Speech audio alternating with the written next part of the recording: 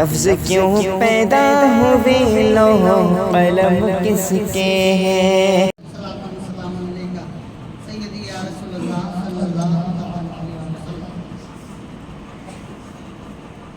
آیت کریمہ میں نے آپ کے سامنے تلاوت کرنے کا شرف حاصل کیا۔ اللہ رب العزت اپنے مقدس قرآن میں فرماتا ہے مرج البحرین یلتقیان فیہما، اللہ تبارک و تعالیٰ فرماتا ہے کہ بینہما برزخ لا یبغیان، کہ اللہ تبارک و تعالیٰ نے اس دنیا کے اندر دو سمندر بہائے، دو سمندر، اور ان کے درمیان ایک بہت بڑی آڑ ہے۔ تو تم اللہ کی کون کون سی نعمتیں جھٹلاؤ؟ یخرج منہما اللؤلؤ والمرجان، اور جب وہ دونوں سمندر آپس میں ملتے ہیں تو اس سے لؤلؤ اور مرجان نکلتے ہیں، موتیاں نکلتی ہیں۔ فَبِأَيِّ آلَاءِ رَبِّكُمَا تُكَذِّبَانِ، تو تم اپنے رب کی کون کون سی نعمتیں جھٹلاؤ؟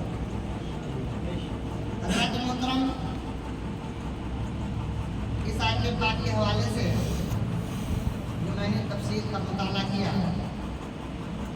تو اس میں مجھے یہ بات ملی کہ اللہ تبارک و تعالیٰ نے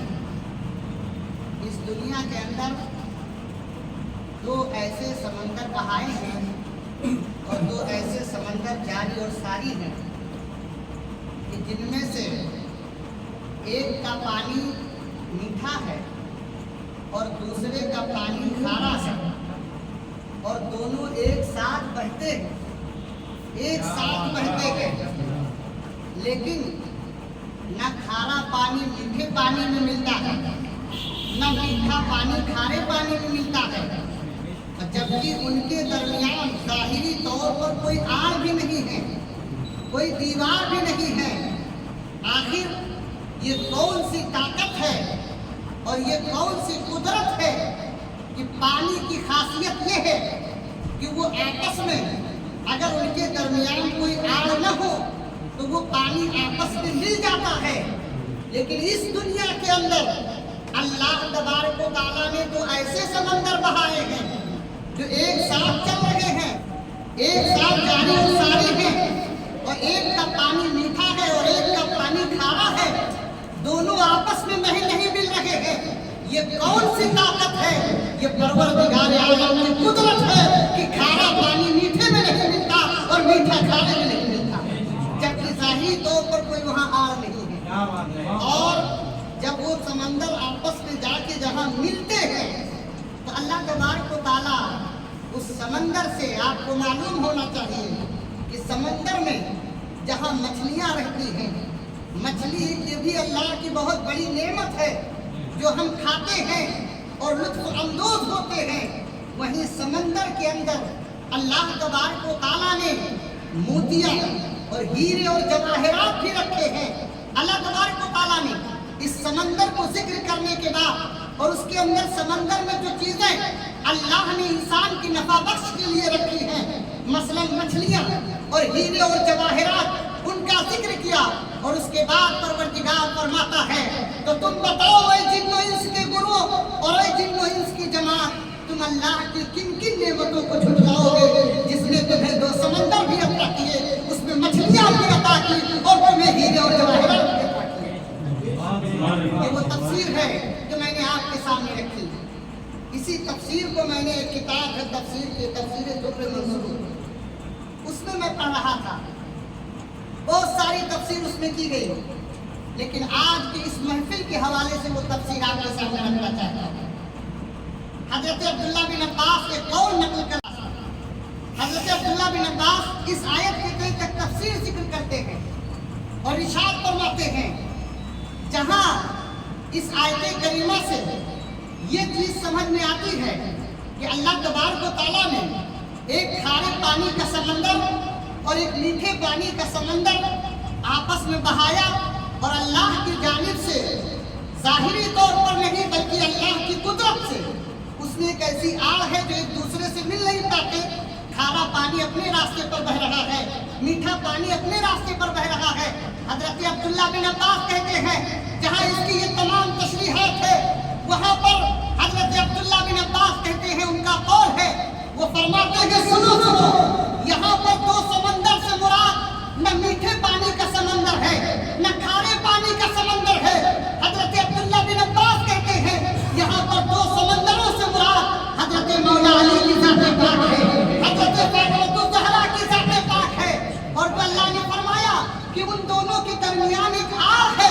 आड़ का मतलब ये है कि उन दोनों के दरमियान शरीयत मुस्तफ़ा है, जो शरीयत मुस्तफ़ा न हद से इनको आगे बढ़ने देती है न उनको आगे बढ़ने देती है। अल्लाह और उसके रसूल की मर्जी के बगैर उनका कोई भी कदम आगे नहीं बढ़ता। और फिर आगे इरशाद फरमाते हैं जब ये दो समंदर आपस में मिलते हैं तो अल्लाह तबारक व तआला हसन हुसैन की विलादत और उनकी नेमत अता करते हैं।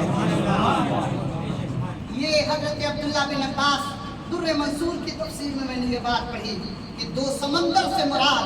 मौला अली और उनके फातिमा ज़हरा की ज़ात-ए पाक है, और उनके मिलाप से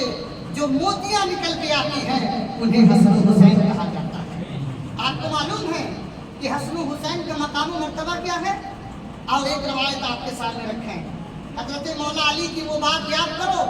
जब हुजूर सल्लल्लाहु अलैहि वसल्लम ने हजरत मौला अली से ये फरमाया था, ऐ अली तुम मेरे कांधे पर सवार हो जाओ और इन काबे के छतों पर जो 360 फुट रखे हुए हैं इनको उतार दो, इनको उतार दो। तो मौला अली ने अर्ज किया था, या रसूल अल्लाह, कहाँ मैं अली और आपके नबूवत वाले कांधों पर मैं सवार हूँ? मुझसे ये नहीं हो सकता। या रसूल अल्लाह, आप मेरे कांधे पर सवार हो जाएं और ये काम आप कर दें, मेरी हिम्मत नहीं है कि हम आपके कांधे पर सवार हों। हज़रत मोहतरम जो आका करीम ने इरशाद फरमाया था, ऐ अली तुम शेरे खुदा जरूर हो मगर नबूवत के बोझ को तुम बर्दाश्त नहीं कर सकते, रिसालत के बोझ को तुम बर्दाश्त नहीं कर सकते हो। ऐ अली तुम ही मेरे कांधे पर सवार हो जाओ और इन बुतों को उतार दो। आका करीम ने जब कहा तो मौला अली ने बात मानी, हुजूर के कांधे पर सवार हुए, बुत उतार ही रहे थे, एक एक करके नीचे उतार ही रहे थे। इसी में आका करीम सल्लल्लाहु अलैहि वसल्लम ने इरशाद फरमाया, ऐ अली क्या महसूस कर रहे हो, क्या देख रहे हो? तो हजरत अली आका की बारगाह में अर्ज करते हैं, या रसूल अल्लाह, जब तक आपके कांधे पर बैठा नहीं था, जब तक आपके कांधों से मेरे कदमों का ताल्लुक नहीं था, तब तक तो मेरी निगाहों का आलम यह था कि मैं मक्का की सरजमीन को देखता था या आसमान को देखता था। लेकिन या रसूल अल्लाह, जब आपके कांधे पर खड़ा हूँ तो मेरी निगाह का आलम ये है, खड़ा हूँ मक्के में मगर मेरी निगाह अर्श आज़म देख रही है। जब नीचे निगाह डालता हूँ तो तख्तुस सरा नजर आता है। मेरे मोहतरम, बस इसी से मुझे कह लेने दिया जाए, ये हजरत अली है, हुजूर के कांधे पर एक मर्तबा सवार हुए हैं तो उनकी निगाह का ये आलम है। हसन हुसैन तो न जाने कितनी मर्तबा हुजूर के कांधे पर सवार हुए होंगे, उनकी निगाहों का आलम क्या होगा, उन्होंने क्या क्या देखा होगा।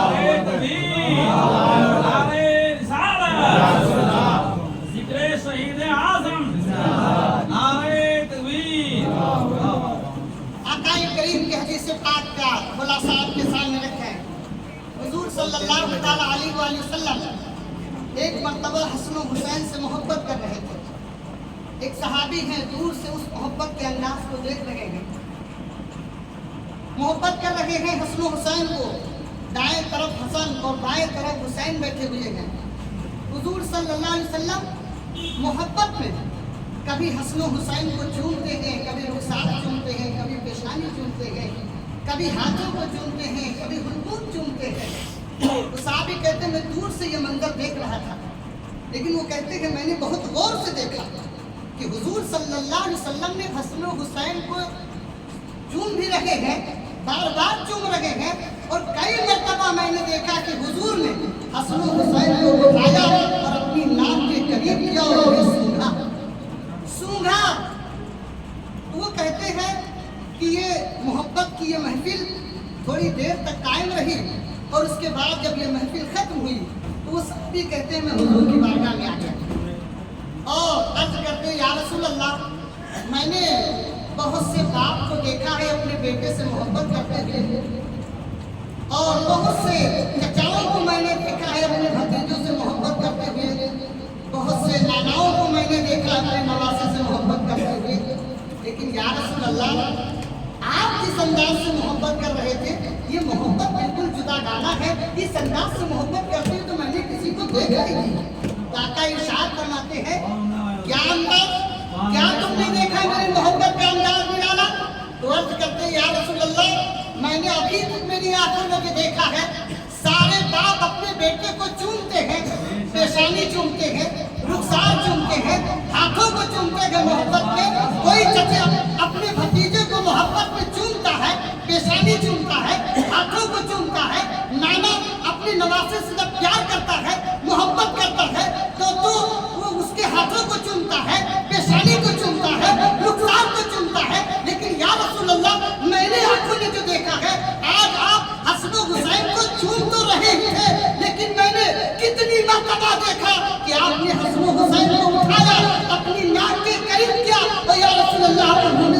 ان کو سنا، ایک مرتبہ نہیں یا رسول اللہ میری آنکھوں نے خطا نہیں کیا ہے، کئی مرتبہ آپ نے حسن و حسین کو سنا ہے۔ یہ محبت کا انداز میں نے کہیں اور نہ دیکھا۔ آقا ارشاد فرماتے ہیں اے میرے صحابی جب تم نے پوچھ ہی لیا ہے تو اس کا جواب سن لو۔ آقا ارشاد فرماتے ہیں الحسن والحسین ہما ریحان من الدنیا، اے صحابی سنو حسن و حسین یہ میری دنیا کے دو پھول ہیں، پھول کو چوما بھی جاتا ہے، سونا بھی جاتا ہے، بریلی سے اعلیٰ حضرت پکار اٹھے کیا بات رضا اس چمنستان قیام کی صحرا گلی جس میں حسین اور حسن پھول، صحرا گلی جس میں حسین اور حسن پھول۔ حضرات گرامی سرکار امام حسین اور امام حسین کا پورا خاندان، ہم جیسے کم علم لوگ ان کے مقام و مرتبہ ان کے فضائل کو نہیں بیان کر سکتے، بس ان کا ذکر کر کے اپنے آپ کو